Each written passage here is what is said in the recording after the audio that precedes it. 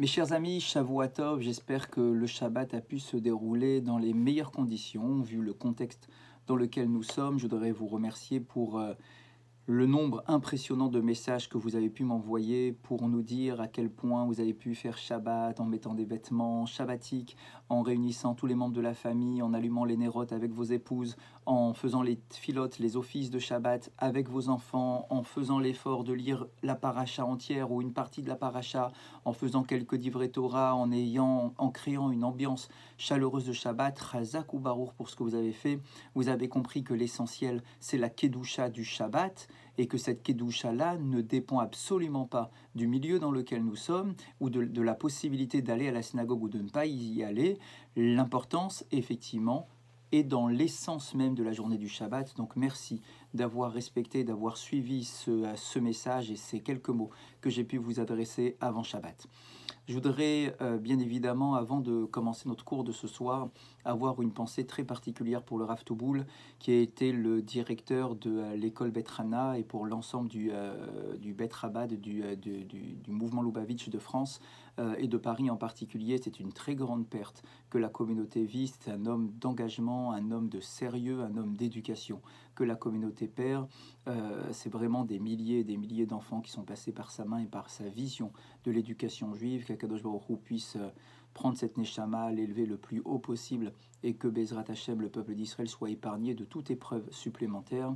Je voudrais également associer tous ceux qui ont été touchés au sein de notre communauté par cette terrible maladie, par ce virus terrible qui sévit sur le monde entier maintenant. Et donc je voudrais associer pour ce cours de ce soir la Refoua Shelema de Eliaou Ben Salcha Levi, de Céline Rachel Bat Janine Chana, d'Esther Bat Baya, Raphaël Ben Chana, Mahlouf Ben Yona, Mesroda Bat Bella, Myriam Bat Rachel, Madame Serfati, Shimon Ben Mahlouf, Dvora Bat Aziza, Eliyahu Ben Doli, Zouira, Avraham Ben Mesodi, Aferiat, Yehuda Ben Avraham Narboni, Simon Ben Avigaël, Dorit Dvora Bat Edith, Yosef Ben Aïcha, David Ben Rachma, Solika Bat Aliyah Meloul, Mesodi Bat Solika Toledano, Rav Avraham Baruch Ben Hillel, Shlomo Ben Esther, Mesod Chaim Ben Mimoun, Kami Kamuna Azoulé Bet Marie, Henri Aaron Ben Raphaël Matatia, Moshe Ben Mordechai, Raphaël Ben Chana,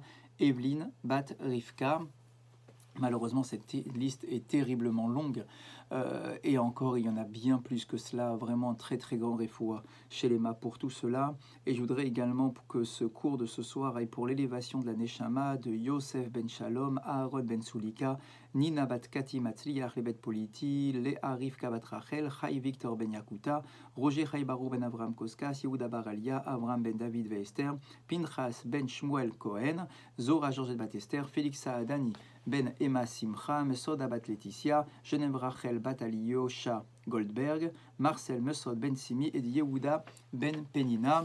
Que ces paroles de Torah donc aillent pour l'élévation de toutes ces neshamot. Nous sommes donc ce soir, alors je attire votre attention pour vous signaler que notre cours du soir ne sera plus diffusé à 20h mais à 20h30. Je vous explique, la raison est très simple, puisque les journées s'allongent, nous ne pouvons plus faire la prière de Harvit à 19h45, mais uniquement à partir de 20h. Et donc pour permettre à tous ceux qui font la tfila en même temps, en parallèle, chacun chez soi, de faire la tfila convenablement à 20h, et puis le temps fera que avec la semaine prochaine, eh bien, on va aussi décaler petit à petit de quart d'heure en quart d'heure. Donc on va directement passer donc la diffusion du cours du soir, le cours d'Alacha, à 20h30, en espérant que vous soyez toujours aussi nombreux à les suivre, puisque nous sommes en train de préparer donc la fête de Pessah. Nous sommes dans les halachot de Pessah. Nous parlons ce soir de la bdikat Hametz, donc de la recherche du Hametz, que nous effectuerons, si Dieu veut, la veille de Pessah. Pourquoi faire la bdikat Hametz? Je vous rappelle que d'après la Torah, nous avons l'obligation donc de les hashbit, de nous débarrasser de notre Hametz. Il y a d'ailleurs une discussion très intéressante. Comment réaliser cette mitzvah de se débarrasser de son Hametz? Il y a deux possibilités.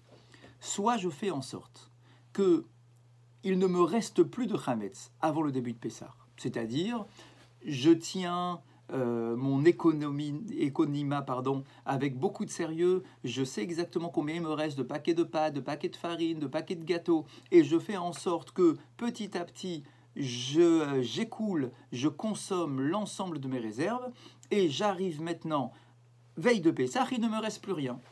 Alors on pourrait se dire, voilà, j'ai fait la mitzvah de l'Ehashbit, puisque je n'ai plus de chametz. Il s'avère que je n'ai plus de chametz. Ou bien, peut-être faut-il, c'est une autre opinion, garder nécessairement un peu de chametz pour que je puisse, la veille de Pessah, détruire du chametz. On comprend bien la différence entre les deux opinions. D'après la première opinion, je n'ai plus de chametz. Je n'ai pas eu de geste de destruction de chametz la veille de Pessah. J'ai tout simplement consommer tout le chametz que j'avais en ma possession. Ou bien, l'autre opinion, c'est de dire que non, je dois nécessairement garder un peu de chametz pour le détruire. Mitzvah le'ashbit, c'est une mitzvah active de destruction du chametz. Ça ne s'appelle pas un baltachrit, ce n'est pas du gaspillage de nourriture, c'est tout simplement garder une petite quantité pour garder le geste de destruction du chametz avec tout ce que cela peut représenter d'un point de vue spirituel. Entre ces deux opinions, finalement, le comportement du peuple d'Israël est très clair, puisque nous gardons les deux opinions, finalement.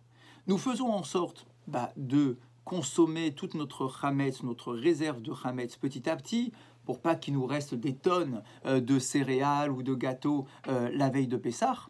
Donc effectivement, il ne m'en reste plus, peut-être qu'on pourrait même se débrouiller tous pour qu'il ne nous reste plus du tout de chametz avant le début de Pessah.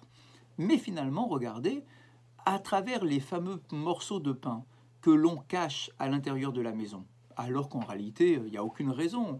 Dans mon salon, il n'y a plus de chametz la veille de Pessah. Dans mon bureau non plus, dans ma salle à manger pratiquement plus non plus. D'accord, dans mes chambres à coucher certainement pas. Se retrouver veille de Pessah à cacher des morceaux de pain que je vais récupérer ensuite, nous allons voir dans quel cadre, pour les brûler le lendemain, me permet, même si je n'ai plus de chametz à l'intérieur de la maison, je n'ai plus de paquets de farine, plus de paquets de pâtes ou de gâteaux, mais malgré tout, ça me permet d'avoir un geste à effectuer la veille de Pessah en brûlant mon chametz. C'est-à-dire que non seulement je n'ai plus de chametz, parce que j'ai géré mes stocks convenablement, mais en plus de cela, j'effectue le geste de détruire le chametz. Tout cela pour nous dire que la mitzvah, nous la connaissons déjà, Bal Yirae, Bal Yimatse. Il y a deux interdits particuliers. Il ne faut plus que l'on puisse trouver en ma possession du chametz et il ne faut plus que l'on puisse voir en ma possession du chametz. Et donc les choses sont claires. Afin de ne pas transgresser l'interdit de la Torah, je dois retirer de chez moi tout chametz. Bien que, on l'a déjà rappelé la semaine dernière, bien que d'après la Torah, je peux me contenter simplement d'annuler mon chametz en le transformant de la poussière simplement par ma parole, puisque ça suffit, puisque ce chametz-là sera considéré à mes yeux comme étant de la poussière, eh bien on nous dit malgré tout, il faut absolument faire la bédika du chametz. La bdika du chametz, c'est donc rechercher ce chametz. Je ne me contente pas de l'annuler par ma parole en disant en veille de Pessah que tout le chametz disparaisse et qu'il est considéré comme de la poussière de la terre. Je dois absolument le retirer, faire une recherche à l'intérieur de ma maison pour m'assurer qu'il ne reste pas de chametz caché quelque part, pour ne pas en arriver pendant la semaine de Pessah à retrouver ce chametz et à le consommer. Alors, tout ce que nous venons de rappeler, nous l'avions déjà évoqué dans les cours précédents. Mais on pourrait se dire que puisque l'interdit de posséder du chametz est un interdit qui commence la veille de Pessah à partir du milieu de la journée, s'il en est ainsi, pourquoi nous demander de faire la bdikat chametz 24 heures avant le début de Pessah, la nuit qui précède la soirée du Seder? Donc, j'explique convenablement les choses. On pourrait se dire, si l'interdit commence quelques heures avant le début de la fête, eh bien c'est à ce moment-là qu'on devrait faire la bdika. On devrait à ce moment-là chercher dans notre maison tous les morceaux de chametz qui pourraient être éparpillés pour les brûler immédiatement, pour s'en débarrasser immédiatement. Pourquoi avancer cette recherche du chametz la veille au soir, alors qu'on pourrait la faire directement au moment où on n'a plus le droit de posséder du chametz. Eh bien, en réalité, ce sont nos chachamim. Tiknu chachamim, ce sont nos maîtres qui ont instauré de faire la recherche 24 heures avant le début du Seder de Pessah, Mishum shebayom, bnei adam terudim ba'asakehem. Et là encore, nos chachamim ne sont pas là simplement pour nous mettre des barrières supplémentaires ou des difficultés supplémentaires à surmonter. Nos chachamim sont là tout simplement parce qu'ils rentrent dans l'esprit et dans ce qui peut se passer dans le comportement de l'être humain. Pendant la journée, nous sommes tous en train de courir à droite et à gauche, en particulier la veille de Pessah. Cette année, effectivement, c'est un contexte un peu particulier. Nous ne pourrons pas beaucoup courir la veille de Pessah, quoique, même à l'intérieur de nos maisons, nous pourrons courir dans tous les sens pour préparer les repas du soir du Seder. Mais dans une année normale, une année traditionnelle, une année classique, eh bien, la veille de Pessah, nous sommes en train de courir dans tous les sens, à droite et à gauche, pour amener encore de la vaisselle au mikvé, pour faire les dernières courses, pour aller amener ou passer le bonjour à un ami ou à un parent avec qui je ne pourrais pas passer la soirée du Seder. Enfin, on va courir dans tous les sens la veille de Pessah. Donc nos maîtres nous disent, la journée est un temps où l'homme est préoccupé. Le soir, c'est un moment où nous sommes tranquilles. Alors si on demandait aux gens de faire leur bdika du Hametz, la recherche du Hametz, juste quelques heures avant Pessah, on n'aurait pas l'esprit à faire cette recherche convenablement. On n'aurait pas la tranquillité dans notre tête pour se dire, bah tiens, de toute façon maintenant il fait nuit, je n'ai rien de particulier à faire, alors je vais effectuer ma recherche convenablement. Et donc nos chachamim nous demandent de ne pas attendre la journée veille de Pessah, quelques heures avant Pessah pour faire cette bédika, parce qu'elle risquerait d'être mal effectuée, parce que avec trop de préoccupations en train de courir à droite et à gauche, alors que le soir, les choses sont un peu plus tranquilles. Kedesh livdok hetev, afin de me chercher plus convenablement. Et en plus, il y a aussi une particularité. On pourrait se dire, le jour, eh bien, la lueur de la journée va me permettre de faire une meilleure bdika. Pourquoi est-ce que nos chachamim vont nous demander de faire une recherche du Hametz alors qu'il fait nuit à l'extérieur? Peut-être que nos recherches seraient beaucoup plus efficaces avec la lueur du soleil plutôt qu'avec la lueur de notre bougie. Et là, nos maîtres donnent une réponse aussi assez intéressante. Lorsqu'il y a de la lumière partout, parce qu'il fait jour, à travers les fenêtres, à travers l'extérieur de notre demeure, alors en réalité, nous avons du mal à nous concentrer en un point particulier. Lorsqu'il y a trop de lumière, notre regard s'éparpille partout dans la pièce dans laquelle nous allons pénétrer.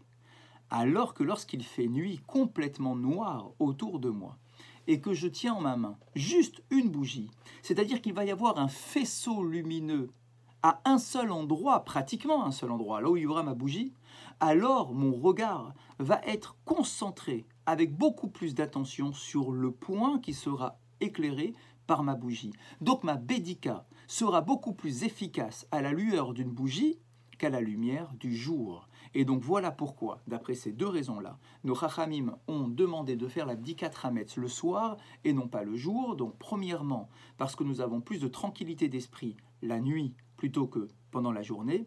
Et deuxièmement, parce que grâce à la lueur de notre bougie, nous arriverons à orienter notre regard avec beaucoup plus de concentration que s'il y a trop de lumière à l'intérieur de la maison. Chovat abdika mutalet alavi abayit. La recherche se fait généralement par le chef de famille, par l'époux à l'intérieur du foyer. Ve'im kashelo livdok mipene chulshato, o mipene she'enoro etov, yimne et ishto.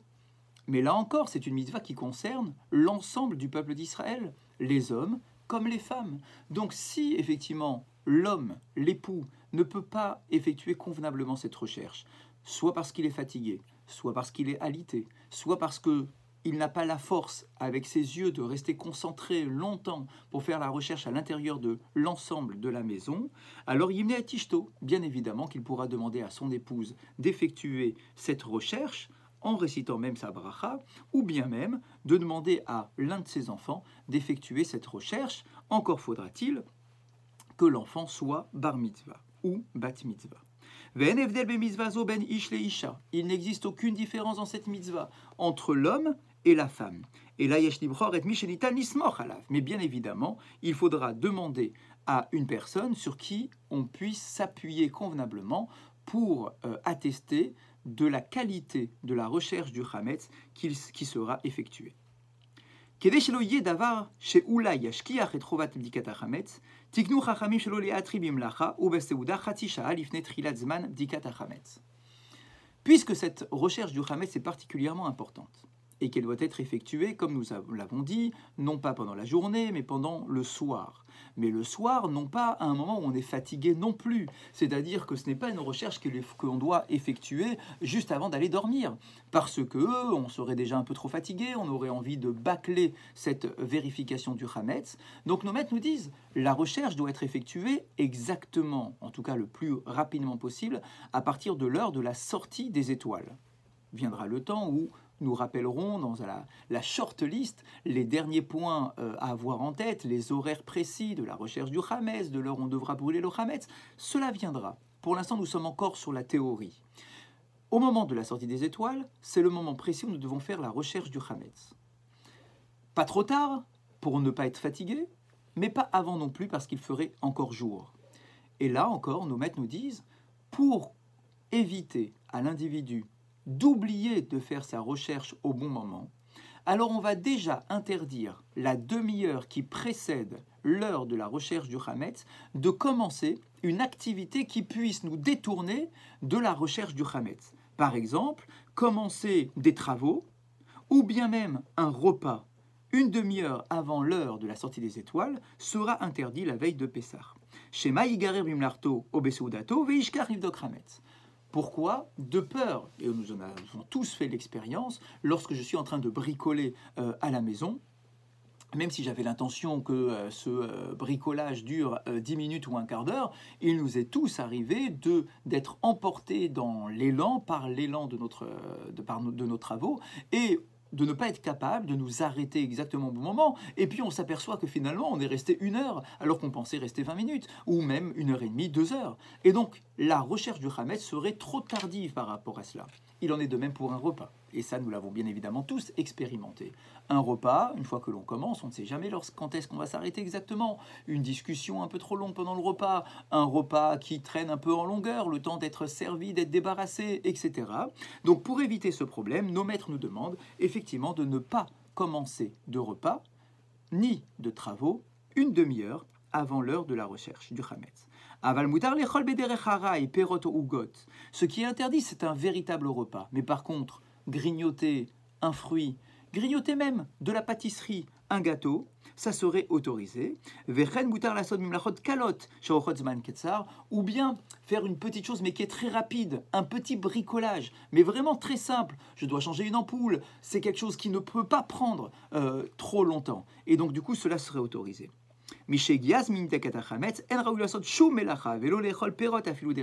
Par contre, ça donc c'est la demi-heure qui précède l'heure de la vérification du Hametz. Mais à partir du moment où l'heure arrive, c'est-à-dire que c'est maintenant l'heure du coucher de la sortie des étoiles et que c'est maintenant que je dois faire ma bdika, là par contre je ne pourrai même pas commencer quoi que ce soit, même grignoter, même faire un petit bricolage de quelques instants. Là, dès que l'heure commence, je dois attaquer immédiatement. Et pourquoi est-ce que cela est précisé?